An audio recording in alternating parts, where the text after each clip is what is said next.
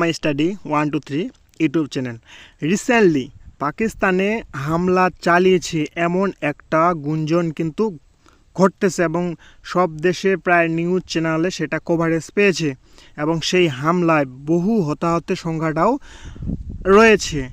তো হঠাৎ করে পাকিস্তানে কি এমন হলো যে পাকিস্তান কি আন্ডার অ্যাটাকের মধ্যে চলে আসতেছে, সে সকল বিষয় নিয়ে আজকে আমরা আলোচনা করব। আমরা যদি দ্য বিবিসির একটা প্রতিবেদন লক্ষ্য করি তাহলে বিষয়টা ক্লিয়ার বুঝতে পারবো। তাদের প্রতিবেদনটা এমন ছিল যে 5 dead in suicide bombing in Pakistan, মানে পাকিস্তানে কী হয়েছে, পাকিস্তানে একজন সুসাইড বম্বিংয়ের মাধ্যমে বম্বিং করছে, সেই বম্বিংয়ে 5 জন কী হয়েছে পাকিস্তানের নাগরিক মারা গেছে। এটা কোথায় ঘটনাটা ঘটছে, যে পাকিস্তানের যে বেসামরিক হেডকোয়ার্টার আছে না, সেখানে এই ঘটনাটা ঘটছে, এমনই কিন্তু একটা প্রতিবেদন লক্ষ্য করা গেছে। তো হঠাৎ করে পাকিস্তানে কী এমন হলো যে সশস্ত্র গোষ্ঠীরা পাকিস্তানের ভেতরে এইভাবে হামলা চালাচ্ছে, সেই বিষয়টা নিয়ে আজকে ডিটেলস আলোচনা করব। তো প্রথমে আমাদের লক্ষ্য রাখতে হবে যে এখানে একটা বিষয় মনে রাখা ভালো, যে পাকিস্তানের যদি প্রসঙ্গ চলে আসে তাহলে কিন্তু পাকিস্তান এবং ভারতের একটা মধ্যে যে উত্তেজনাকর পরিস্থিতি, তাদের মধ্যে পাকিস্তানের যদি কোনো কিছু ঘটে তাহলে পাকিস্তান সেটা ভারতকে দোষারোপ করে, এবং ভারতের মধ্যে যদি কোনো কিছু ঘটনা ঘটে তাহলে কিন্তু ভারত সে পাকিস্তানকেই কিন্তু দোষারোপ করে। তাহলে এখানে পাকিস্তানে যদি কোনো ঘটনা ঘটে থাকে তাহলে ভারতের মধ্যে একটা কি যোগসূত্র থাকতে পারে, সেই বিষয়টা নিয়ে আজকে আমরা আলোচনা করব, ঠিক আছে। তো মনে রাখতে হবে যে এই যে রাজনাথ সিং, তিনি হচ্ছে ভারতের প্রতিরক্ষা মন্ত্রী প্রধান। তিনি কিন্তু কিছুদিন আগে একটা বক্তৃতা দিয়েছিলেন যে কালের কণ্ঠ যে বাংলাদেশের একটা প্রতিবেদন আছে, তাদের প্রতিবেদনটা এমন ছিল যে সিন্ধু প্রদেশে আবারও ভারতের হতে পারে, এমনটা জানিয়ে গেছিলেন কি রাজনাথ সিং। তার এই যে ঘোষণাটা দিয়েছিলেন, সেই ঘোষণার পর 2 দিন পরেই কিন্তু পাকিস্তানের নিউজ কিন্তু এমন আসা শুরু করছে যে পাকিস্তানের আধা সামরিক বাহিনীর সদর দপ্তরে বন্দুকবাজের হামলা, আত্মঘাতী বিস্ফোরণে হত 3 জন, ঠিক আছে। তাহলে কিন্তু রাজনাথ সিং যে এই যে হুমকিটা দিয়েছেন, সেই হুমকিটা কিন্তু লাইটলি নেওয়ার কোনো অপশন নেই, ঠিক আছে।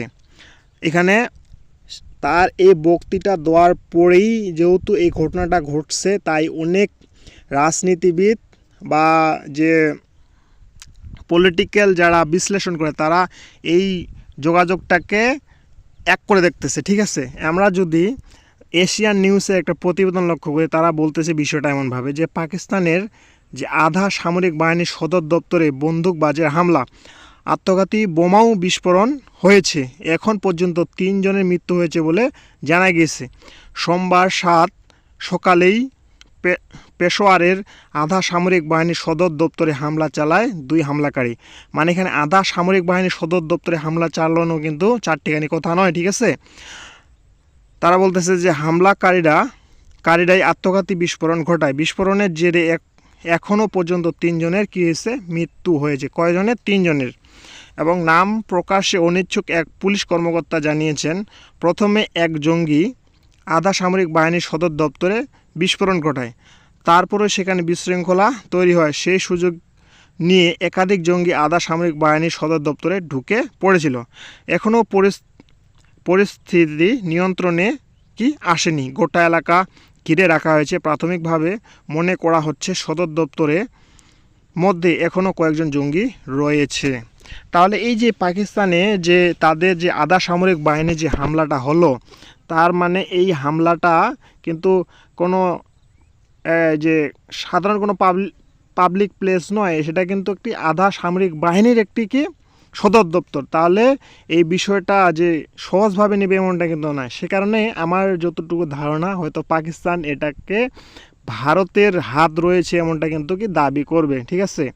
তো এই ঘটনার পর পাকিস্তান কি করছে, পাকিস্তান শুধু ভারতকে দায়ী করেনি, ভারতের পাশাপাশি আফগানিস্তানকেও কি করছে, দায়ী করছে। শেষ কারণে আমরা যদি তারপরের দিনের নিউজ দেখি আজকে রাত্রেবেলার, তাহলে এখানে বলতেছে যে আফগানিস্তান শেষ পাকিস্তান বম্ব খোর্সড কিলিং 9 চিলড্রেন অ্যান্ড ওমেন। এই ঘটনার পর পাকিস্তান কি করছে, আফগানিস্তানের যে প্রভিন্স রয়েছে খোর্সড, সেখানে তারা বম্বিং করছে এবং তারা দাবি করতেছে যে অ্যাটলিস্ট 9 চিলড্রেন এবং কি এ ওমেন মানে 9 জন শিশু এবং একজন কি মহিলা কি করছে এই পাকিস্তানের যে বোম্বিংটাতে সেই বোম্বিংয়ের কারণে কী হয়েছে মারা গেছে। এটা কে বলতেছে যে আফগানিস্তানের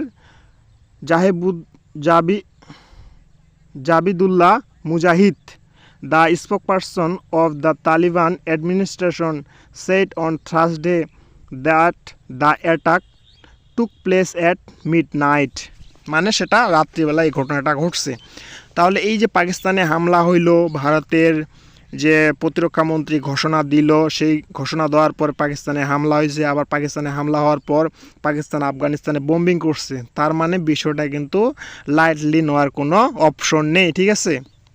তার মানে এই তিনটি দেশের মধ্যে এই জিনিসটা কিন্তু চক্রাকারে ঘুরতেছে। আমার যেটুকু ধারণা যে ভারতে যখন ওই যে আত্মঘাতী বিস্ফোরণটা হয়েছে এই যে ভারতের দিল্লিতে, তারপরে পাকিস্তানে আবার হামলা, পাকিস্তান আবার আফগানিস্তানে হামলা, তার মানে এই তিন দেশ একটা ঝুঁকির মধ্যে চলে আছে। মানে এই তিনটি দেশ কোনো না কোনো সময় কী হতে পারে, যুদ্ধে জড়াইতে পারে, এমনটাই কিন্তু ইঙ্গিত পাওয়া যাচ্ছে। তো আজকের বিশ্লেষণটুকু এইটুকুই ছিল। আপনার যদি ভালো লেগে থাকে অবশ্যই লাইক, কমেন্ট এবং শেয়ার করবেন এবং সাবস্ক্রাইব করতে ভুলবেন না। ধন্যবাদ সকলকে।